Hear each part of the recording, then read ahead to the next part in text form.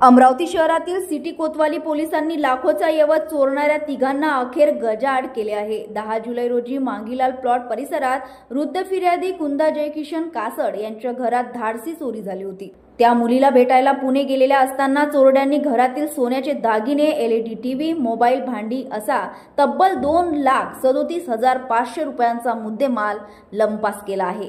तक्रारीनंतर पोलिसांनी तपास सुरू केला आणि मंधन आकोडे, ऋतिक उर्फ मेहरा चौहान आणि आकाश उर्फ कोबरा कंगाले या तिघांना ताब्यात घेतले। चौकशीत आरोपींनी गुन्ह्याची कबुली दिली। त्यांच्या ताब्यातून सोन्याच्या बांगड्या, 2 LED टीव्ही, मोबाईल आणि CCTVचा TVR असा 1,15,000 रुपयांचा मुद्देमाल जप्त करण्यात आला।